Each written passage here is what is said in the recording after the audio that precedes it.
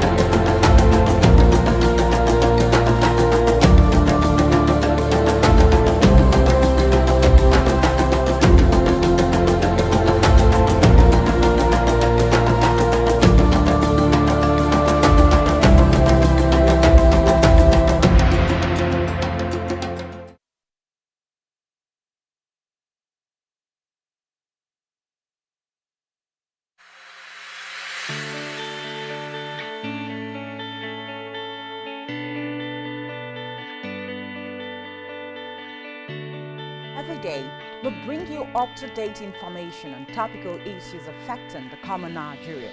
From issues on politics, hello Nigeria, I remain committed. Security,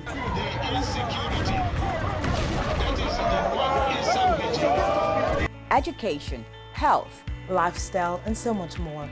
Join Janice Kobum and Uyai Anyeken every weekday from 7 a.m. to 9 a.m. on Rise and Shine Daily, exclusive on Spectrum Television.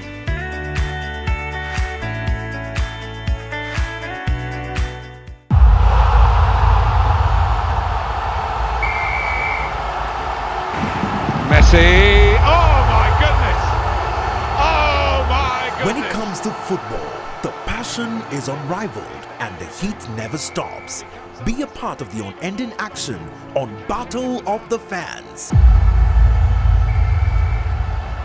With expert analysis, previews and reviews of the biggest games in the biggest leagues, as well as football fan banter that never goes out of style. To delay the progress of the league, it means you're not capable. They have done their job. If to be honest, if you look at them, they have done their job.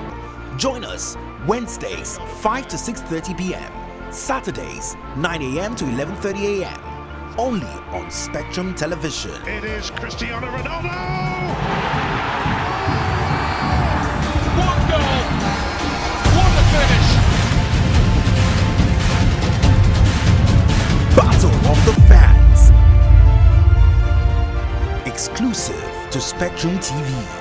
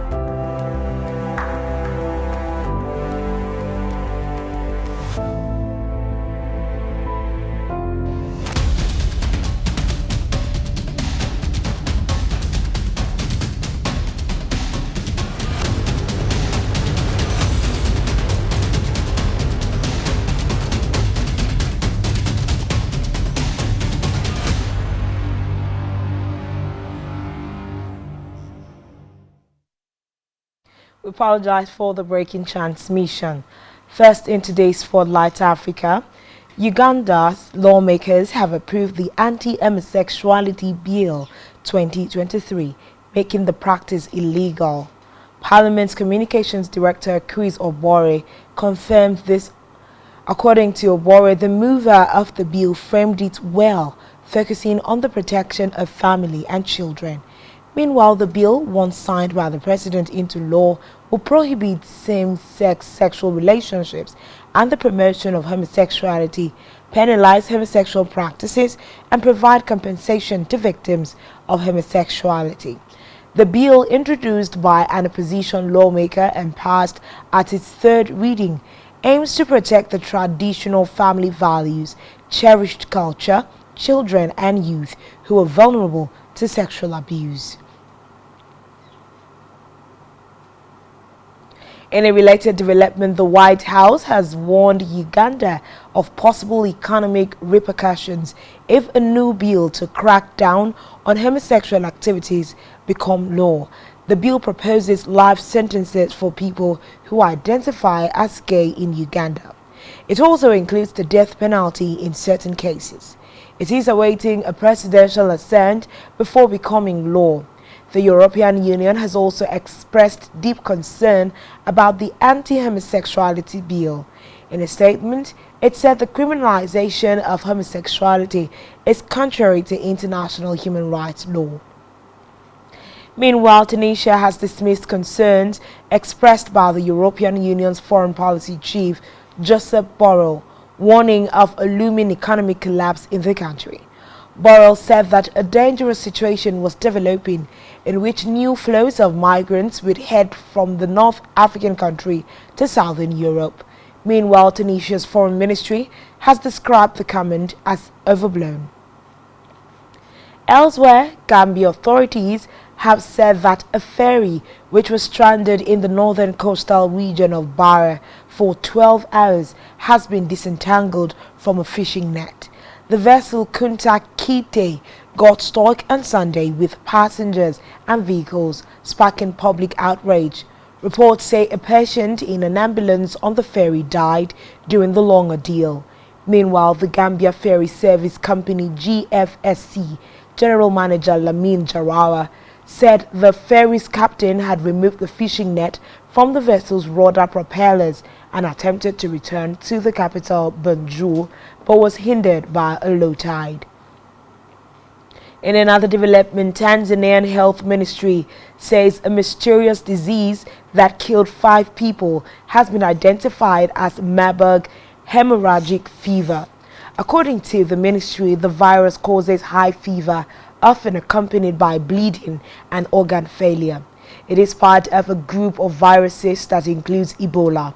Tanzania's health minister, Umi Mwalimu, urged citizens to stay calm, saying the government had managed to control the spread of the disease. That 3 patients are currently receiving hospital treatment and 161 contacts are being traced by the authorities.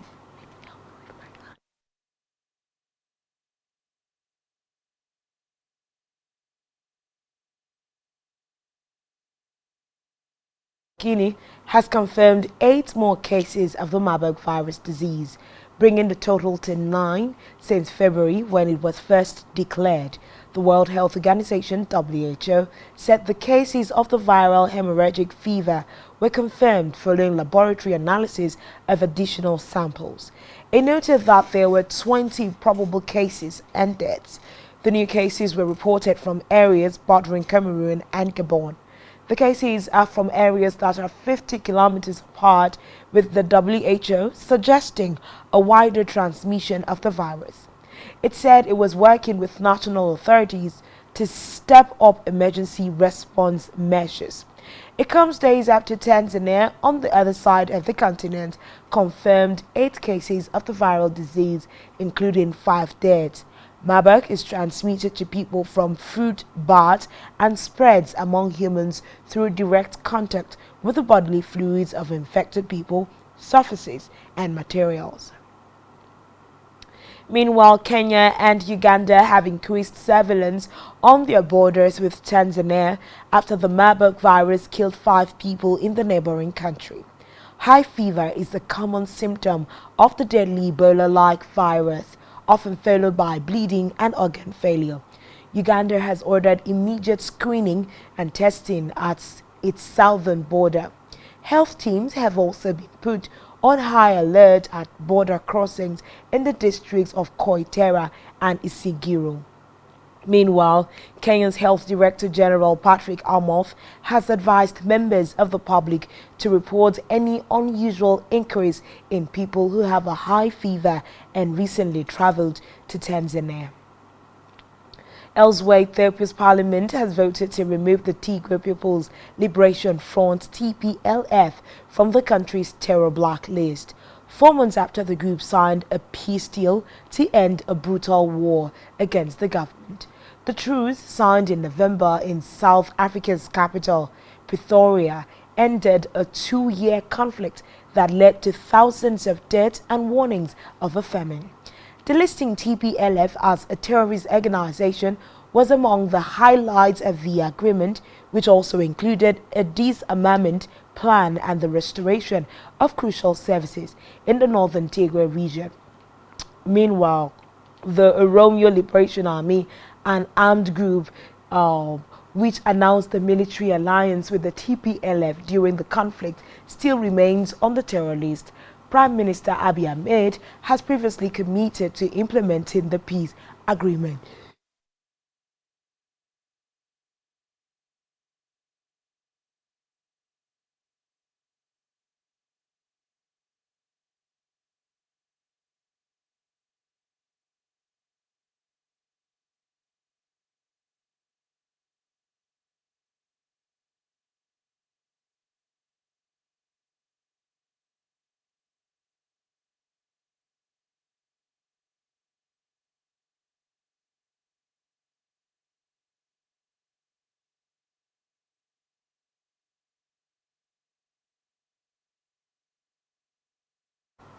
Still in Ethiopia, Prime Minister Abiy Ahmed has appointed a senior member of the Tigray People's Liberation Front (TPLF), Getachew Reda, as the head of the newly established interim administration in the northern region of Tigray.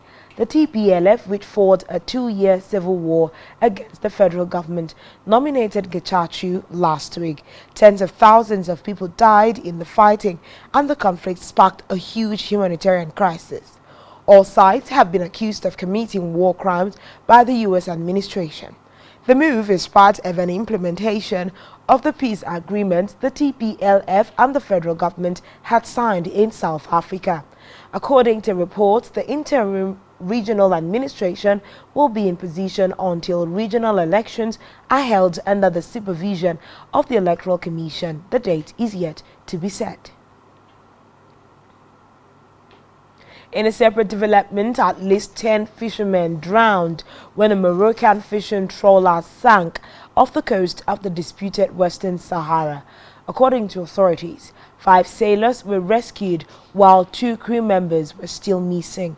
The incident happened in the province of Arsed, 220 kilometers away from Dakhla city. It was not yet clear what caused the trawler to sink.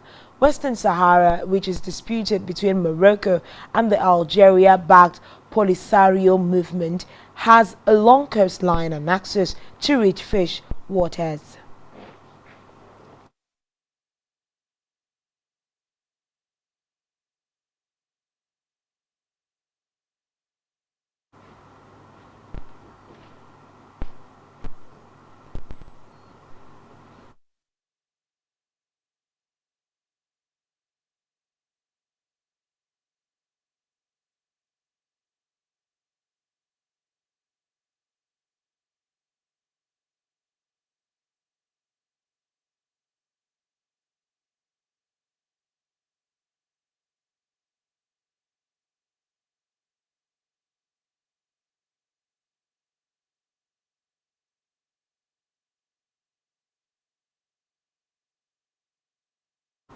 Mozambique authorities say 3,000 kilometers of road and more than 30 bridges were damaged in the center and north of the country as a result of Cyclone Freddy.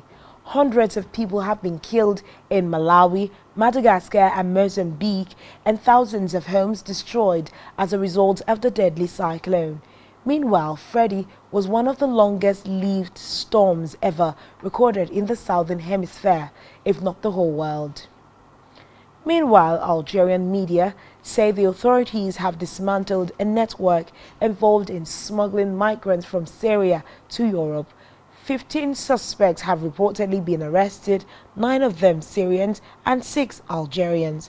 A 5-month investigation is said to have uncovered how the people smugglers transported undocumented migrants from Syria and Lebanon to an airport in eastern Libya. From there, they were taken along desert tracks to the Algerian port of Oran for clandestine sea crossing to Europe. Moving now to Senegal, where President Macky Sall has urged police to take all appropriate measures to ensure security following deadly protest over the trial of opposition leader Ousmane Sonko. At least one person died in the clash between Sonko's supporters and the police. There have been protests in cities across the country over Sonko's trial on accusations of defaming the tourism minister, a member of Sall's party. Meanwhile, Sonko, however, says the real purpose of the trial is to disqualify him from running for the presidency in next year's elections. In the meantime, Kenya media regulator has threatened to withdraw broadcast licenses of local media houses if they do not exercise caution while covering opposition protest. Police on Monday engaged opposition supporters in running battles in the capital, Nairobi. One university student was reportedly shot dead by police in the western town of Kisumu. The opposition accuses the government of being illegitimate and of failing to tackle the high cost of living. Local television stations covered the protest live, including airing clashes between police and demonstrators. Television cameras also followed the convoy of opposition leader Raila Odinga as he drove through Nairobi's residential suburbs to rally his supporters. In a statement, the Communications Authority of Kenya said at least 6 TV stations violated the programming code in their coverage. It said the code does not allow the airing of violent, sensational or alarming details that are not essential to factual reporting. It said failure to adhere to regulations will lead to penalties, including revocation of broadcast license and frequencies. Meanwhile, Odinga has said the protest will be held every Monday and Thursday from next week. Lastly, on Spotlight Africa, South Africa's Foreign Minister Naledi Pandor has said her government will have to discuss the arrest warrant issued by the International Criminal Court (ICC) against Russian President Vladimir Putin before considering any action. Putin is scheduled to travel to South Africa for the BRICS, Brazil, Russia, India, China and South meeting. ICC issued an arrest warrant against Putin over alleged war crimes in Ukraine. As a signatory to the Rome Statute, which established the court, South Africa is legally bound to detain Putin during the summit in August. And that's all we have for you today. Do well to follow us on social media. Subscribe to our YouTube channel, all of which you can find on our website, spectrumtv.ng. You have been watching Spotlight Africa. Thanks for watching and do enjoy the rest of your evening.